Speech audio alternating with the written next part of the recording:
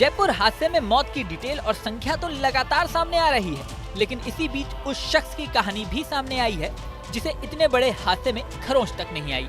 वो भी तब जब कई शव इतनी भयंकर तरीके से जल गए कि उनकी पहचान भी कर पाना संभव नहीं हो पा रहा है। इस हादसे में 40 से ज्यादा लोग घायल हैं, जिसमें कई तो 30 से 50% तक जल गए हैं। वेस्ट जयपुर के डीसीपी अमित कुमार ने शनिवार सुबह बताया कि मृतकों का आंकड़ा 14 तक पहुंच चुका है। करीब 6 से ज्यादा शव ऐसे हैं जिनकी पहचान करना संभव ही नहीं है। अब सवाल उठता है, ऐसे हालात में वो कौन शख्स था जिसे कुछ भी नहीं हुआ, यहाँ तक कि खरोच भी नहीं आई। दरअसल इसके लिए हादसे की पूरी टाइमलाइन को समझना होगा। यह हादसा जयपुर में शुक्रवार सुबह 6 बजे जयपुर अजमेर हाईवे पर भांकरोटा इलाके में हुआ।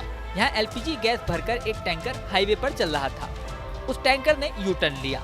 यू टर्न लेते समय हाईवे पर ही तेज स्पीड में आ रहे ट्रक ने उसे टक्कर मार दी। इस टैंकर में आग लग गई।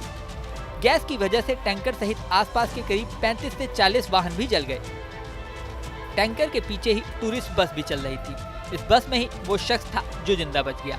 दरअसल इस बस में पहले 40 लोग सफर कर रहे थे, लेकिन हादसे से करीब 15 मिनट पहले ही एक शख्स बस से उतर गया था। मीडिया रिपोर्ट के मुताबिक हादसे से पहले एक शख्स उतर गया और हादसे के समय 39 लोग ही बस में सवार थे। ये 39 लोग हादसे की चपेट में आ गए, लेकिन एक शख्स पहले उतरने की वजह से बच गया। वहीं हादसे की भयावहता की जो रिपोर्ट सामने आई है वो रोंगटे खड़ी करने वाली है।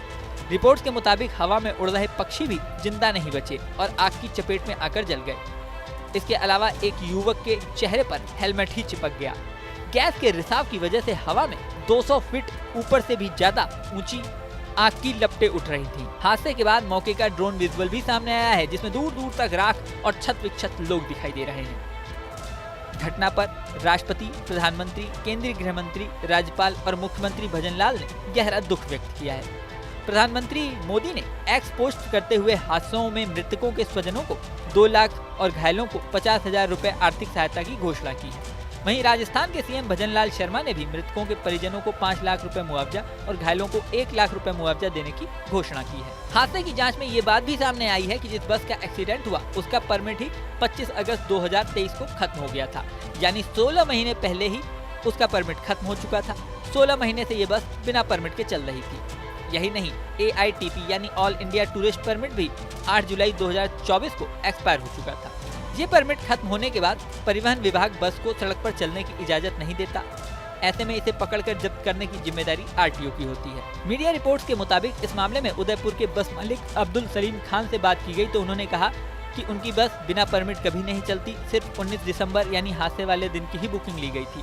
हालांकि दावा ये किया जा रहा है कि ऑनलाइन जांच में पता चला है कि वो रोजाना ही बुकिंग ले रहे थे। वहीं supreme court committee on road safety ने मुख्य सचिव से इस हादसे पर रिपोर्ट मांगी है। राजस्थान के मुख्य सचिव सुधांशु पंत के निर्देश पर हादसे की जाँच के लिए कमेटी भी बना दी गई है। ये कमेटी हादसे की एक पॉइंट की गहराई से जाँच करेगी। अब इस जाँच में क्या सामने आता है ये तो समय बताएगा। इस वीडियो में फिलहाल इतना ही। बने रहें न्यूज नेशन के डिजिटल प्लेटफॉर्म पर।